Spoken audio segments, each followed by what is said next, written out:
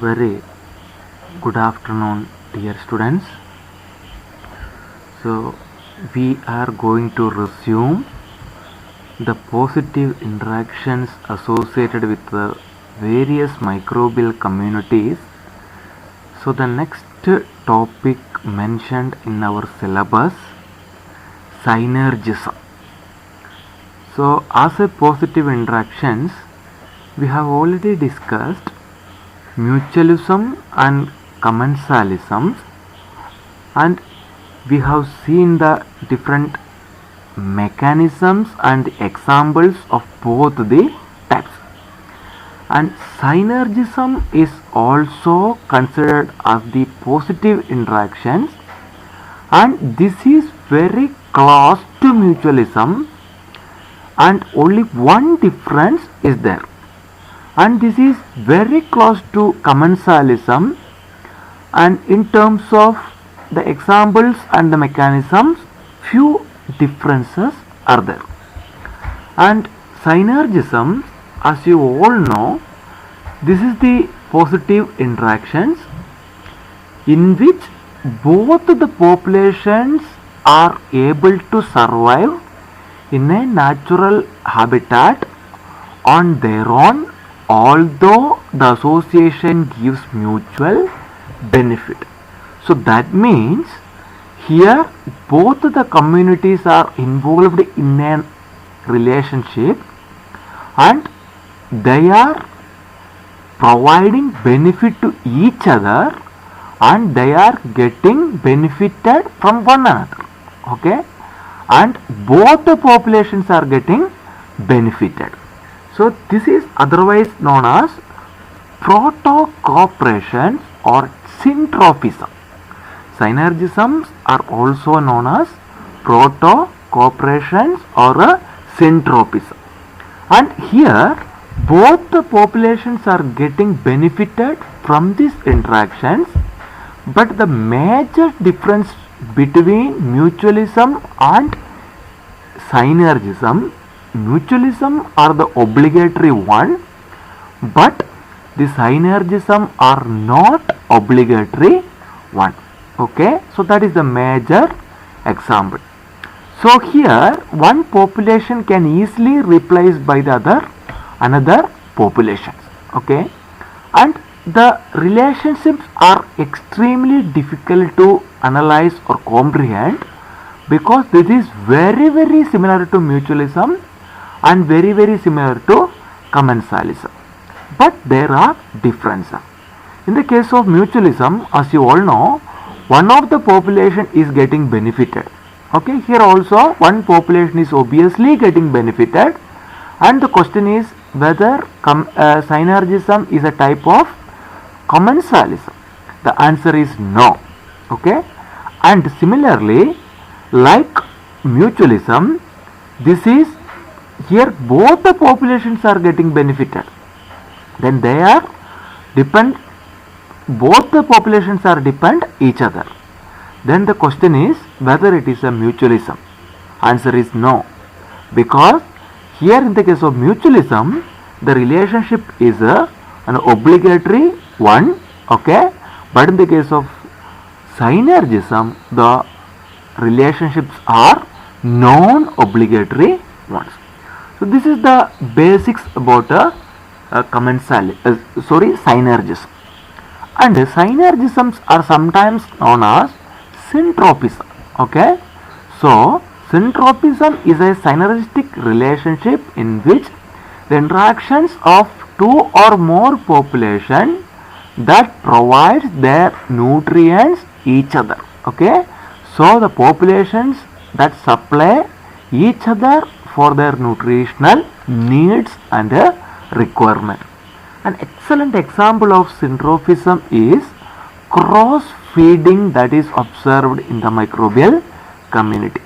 So in these examples you can see in a microbial biosynthetic pathway there are compound A, compound B, compound C, finally compound D, E, F, finally there are energy and end product.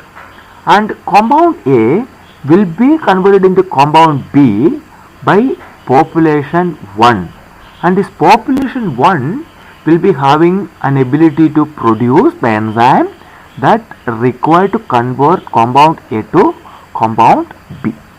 And there are another population in the same community, that is population 2, and once the compound B has been synthesized, this population 2 will be taking part its role, and they will produce the necessary enzymes, and population 2 will convert compound B to compound C. Okay, but this same population, that is population 2, they don't have an ability to convert compound A and compound B. They are able to produce compound B. They are able to convert compound B to compound C.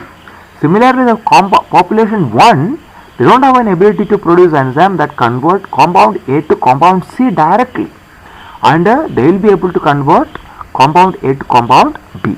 So once B produces, the next population will come into picture. They will produce necessary enzymes, and these compounds will be produced. And once compound C synthesized, what will happen? There will be series of reactions, or there will be single reaction and provide energy and certain end product. And that end products are used in both population 1 and 2.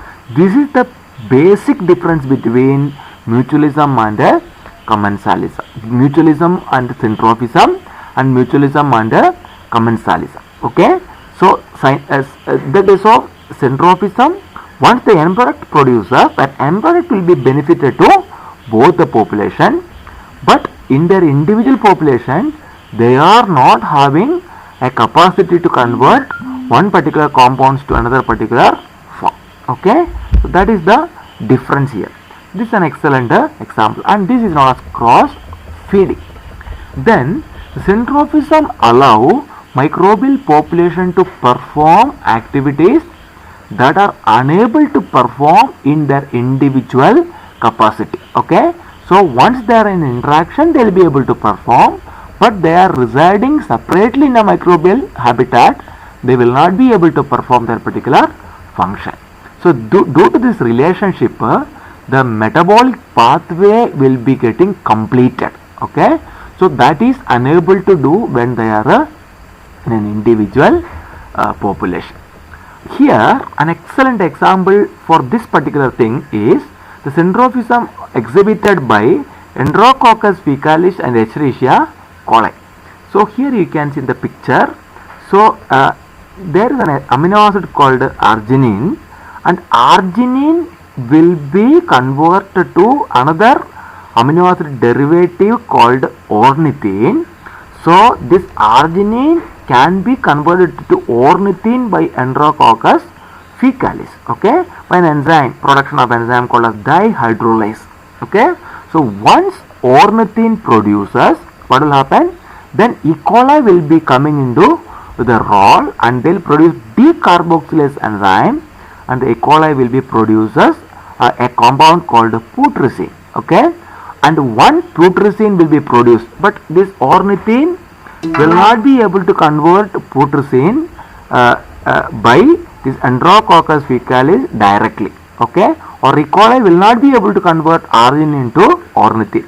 So once arginine convert ornithine by Enterococcus faecalis, then ornithine will be produced.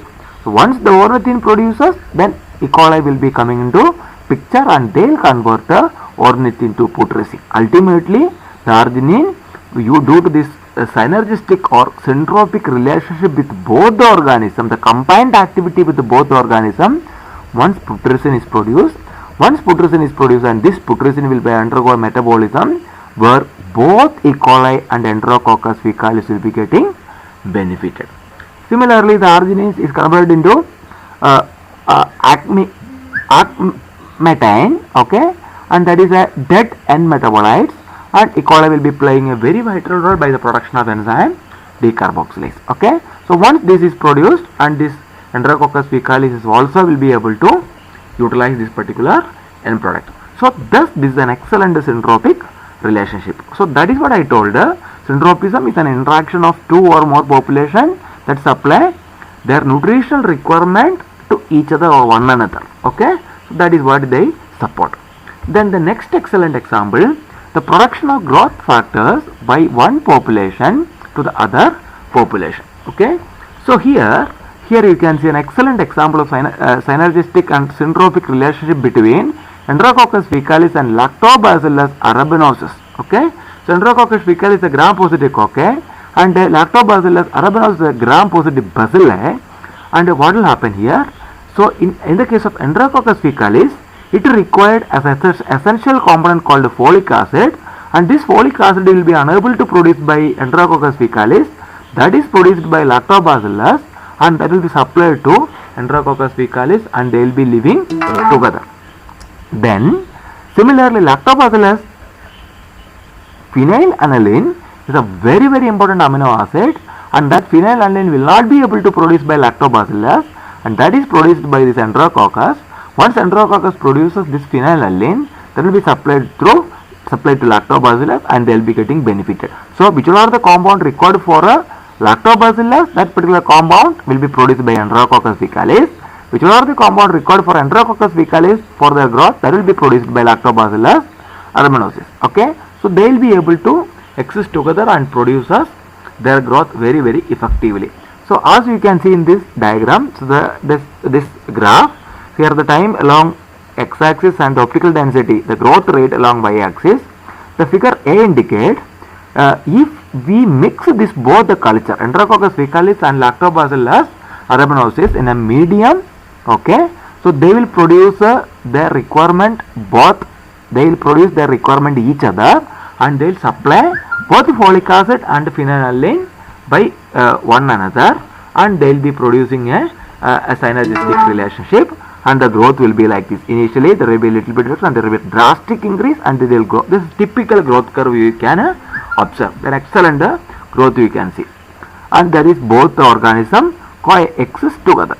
But if the Enterococcus faecalis grow if it is alone and that require folic acid, if other organism is not there, then there will be very here you can see the growth very diminished growth, very slow growth rate. Okay, and this third line you can see in the bottom, if Lactobacillus arabinosus grow alone without the presence of Enterococcus faecalis, then what will happen? They require phenylalanine that is not supplied, so the growth will be very slow. Okay, there will not be having any sufficient growth at all. But if they coexist together, what will happen? They support Enterococcus faecalis produces phenylalanine that will be supplied to Lactobacillus. Lactobacillus will be produces folic acid that will be supplied to Enterococcus faecalis. Then the growth rate will be like this. So this is an excellent syntropic relationship.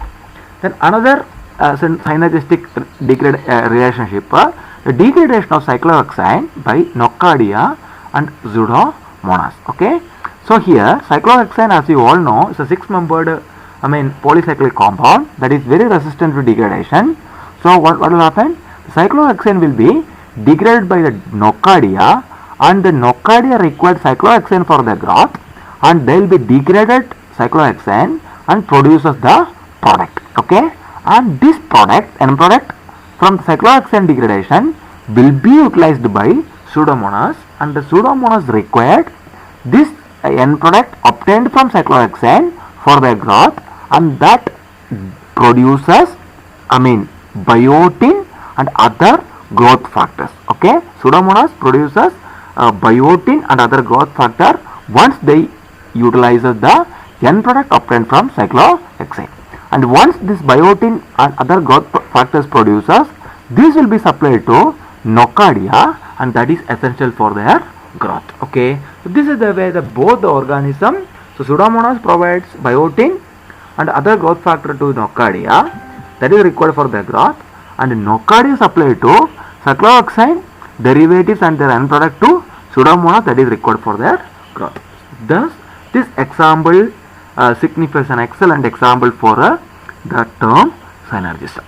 Then another example, synergistic relationship between the bacteria called Chlorobium and Spirilla. Okay, here you can see how it is benefited each other on the left side. Okay, the second case, the synergistic relationship between Chlorobium and D-sulfur vibrio you can see.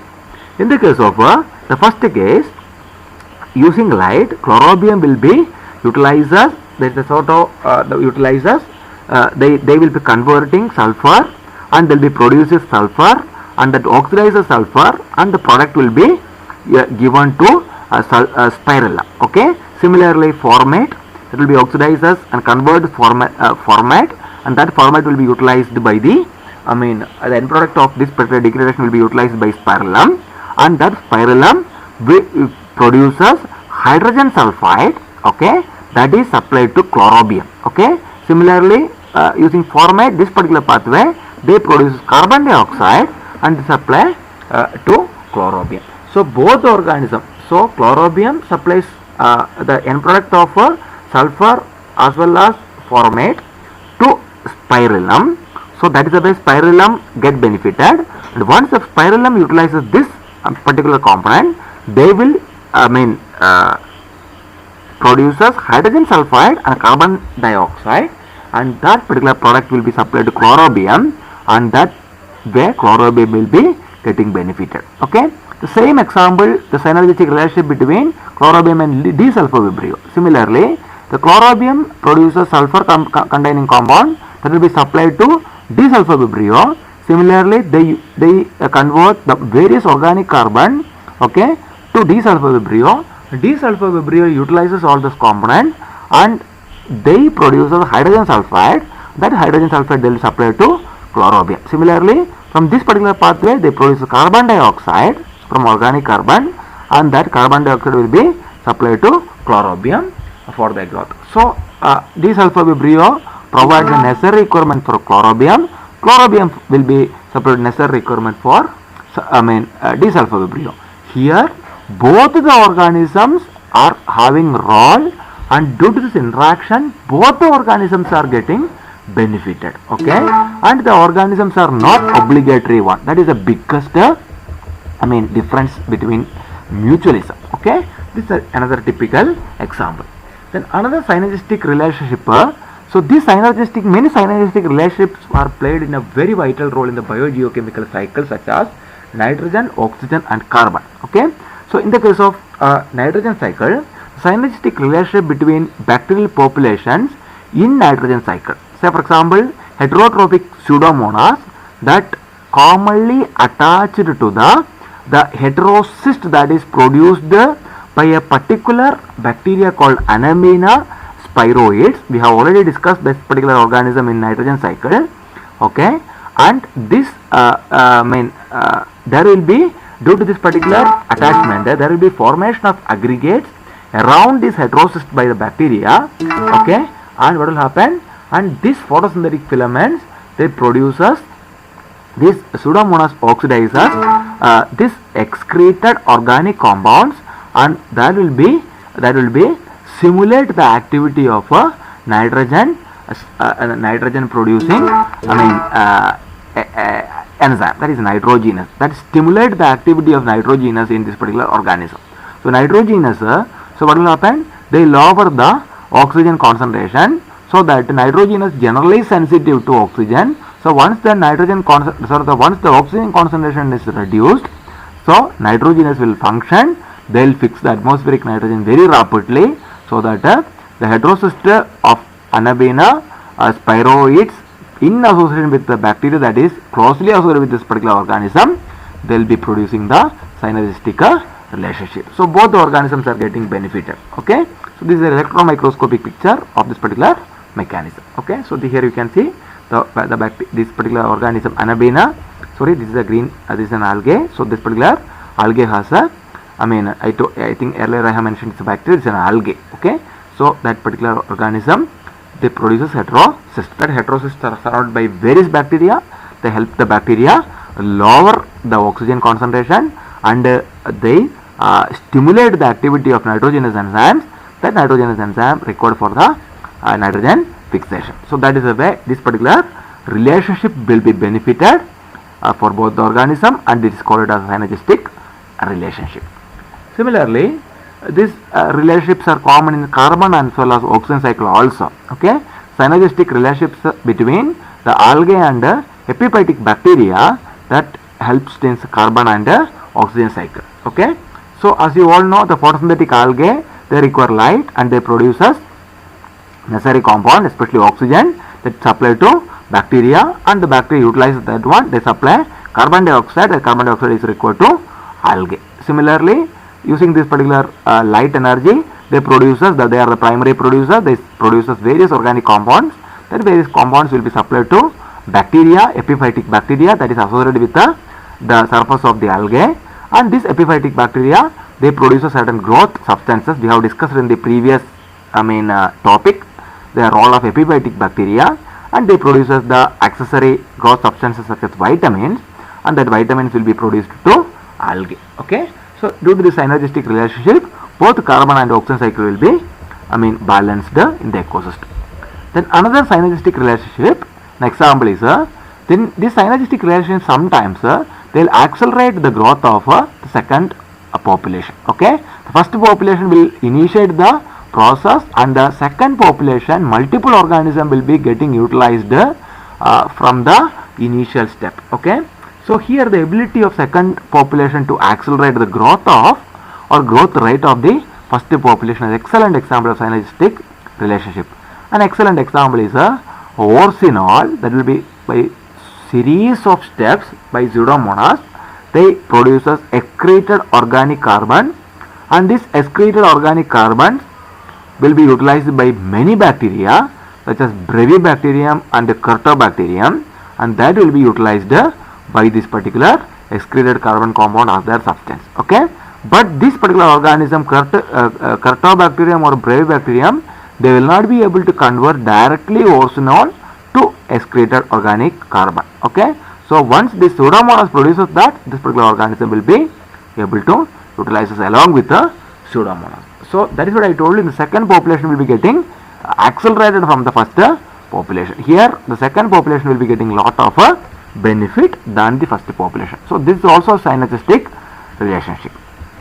Then what are the main importance of synergistic relationship? Okay, so the synergism allows the microorganism to produce various enzymes that are not able to produce by the organism in their individual form before the synergistic relationship. Okay, an example is a utilization of a complex polymeric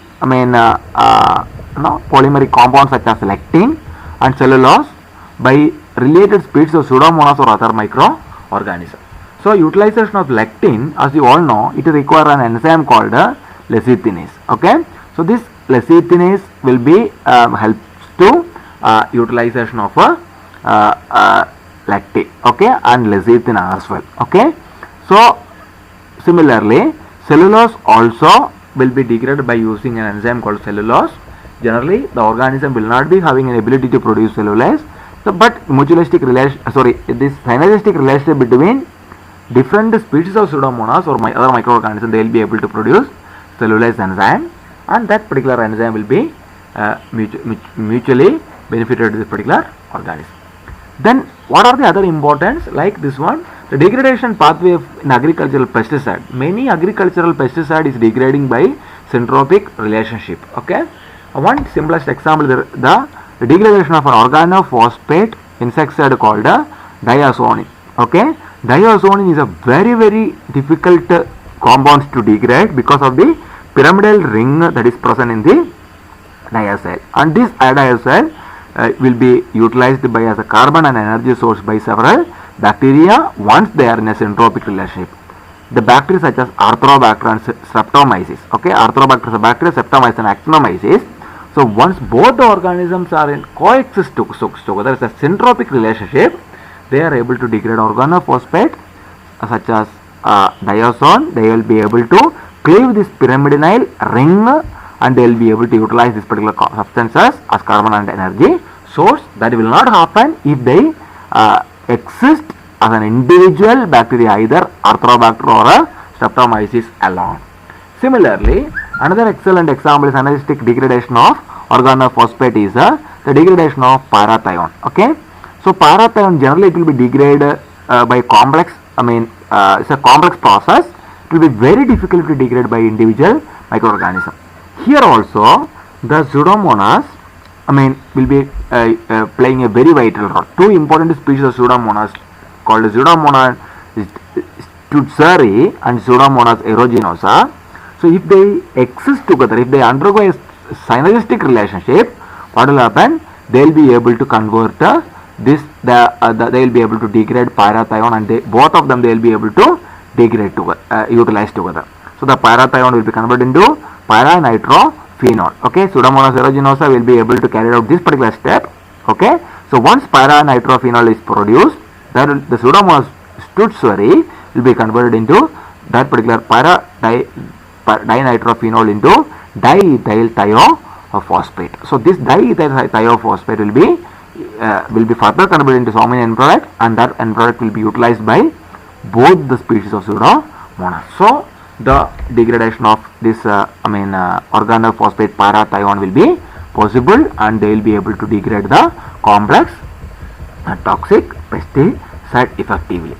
Then another important example of this such a kind of a synergistic relationship is simultaneous removal of toxic factors, and that produces some useful substance to the growth of both the organisms. Okay, so here another important example is a compound called propanil. That is, propanil is nothing but 3,4-dichloropropanylaldehyde. Okay, so this 3,4-dichloropropanylaldehyde, that is known as propanil.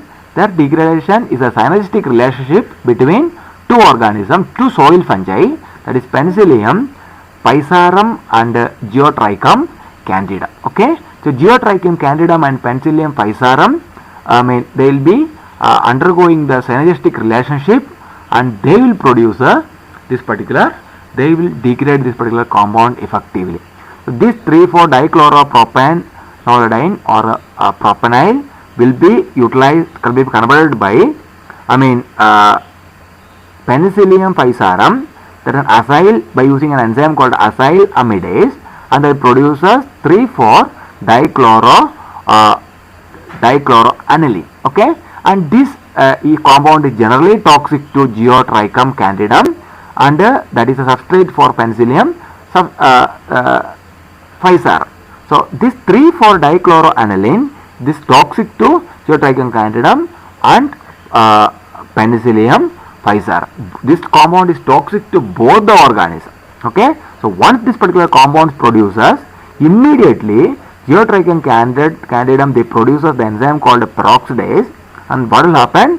They convert this toxic compounds to further form. Okay, then that is 3,4-tetrachloroazobenzene. Okay, they produces the compound called 3,4-tetrachloroazobenzene that reduce the toxicity for both the Geotrichum candidum and the Penicillium physarum. Okay, so then the toxicity will be reduced, then both the organisms they will be either utilized or they will be able to survive in the presence of this particular compound. So both the mutualistic relationship will be helpful for both the organism in terms of removal of toxic factors and production of usable substrate for the growth of organism. So this is an excellent example. So another important example is a syntropic relationship between the bacteria and methanogenic archaeobacteria. So generally the conversion of complex fatty acid by using the syntropic relationship between the bacteria and methanogenic archaea to methane. Okay, so an example is a low molecular weight fatty acid called propionic acid. Propionic acid, as you all know, CH3, CH2, COOH, and this propionic acid will be converted into acetate, hydrogen and carbon dioxide. Okay, there is a particular bacteria called they are involved in the syntropic relationship, that is known as a Syntrophobacter. Okay, they are involved in the syntrophism, hence it is known as Syntrophobacter. So the Syntrophobacter they produce the necessary enzymes. That enzyme cleaves a propionic acid to acetic acid, hydrogen and carbon dioxide. So that is another very, very important thing. Then the second example, and this acetic acid, hydrogen and carbon dioxide will be later utilized by methanogens and they produce as methanes. Okay, so that is what I told, the conversion of fatty acid into methane. So the combination of Syntrophobacter and methanogen produces convert propionate to methane. So both the organism will be getting benefited in this particular step. Then similarly another example, capronic acid or caproate or butyric acid or butyrate. Okay, so capronic acid CH3 CH2 4 times COOH, that is caproate. Similarly CH3 CH2 CH2 COOH, that is butyric acid.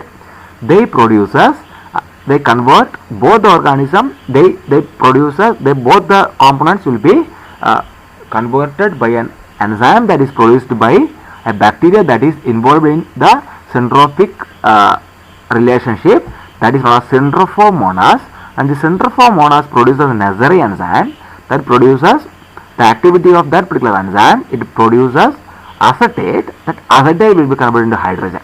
Okay, and this acetate and hydrogen will be entered into the next pathway where methanogens are produced. Methanogens will be there, and these methanogens will be utilize this particular compound and produce the methane gas. So centrophomonas degrade capronic acid and butyric acid, produces acetate and hydrogen, that utilized by the methanogens and produces hydrogen. That produces methane. But methanogens are not able to produce the degradation of initial steps, or centrophomonas is not able to produce the degradation of the later step. So both the organisms, they are and involving in the synergistic or syntropic relationship, and they perform the function, and both the organisms are getting benefited without an obligatory nature. Okay, thus it is a syntropic or synergistic or proto cooperation relationship. So these are the major types of examples for a synergism. So we conclude today's class. So synergism is an excellent example of a positive interaction where two organisms interacted each other, where both the organisms are getting benefited, but they are not unidirectional. Okay, or but they are not obligatory relationship. Okay, they have their own both the organism, they depend each other. Okay, and sometimes it's called as proto cooperation, and they call it as a syntropism. Okay, they call it as a syntropism or a proto cooperation.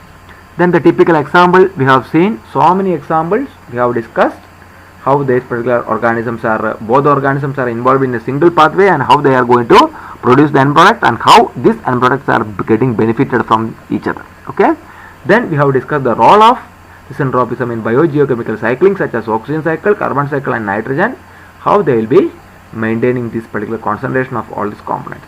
Then the importance or relevance of synergism by taking different examples such as acceleration of growth of the second population by the first population. Similarly, the degradation of polymers such as lecithin, lignin, okay, similarly cellulose, etc.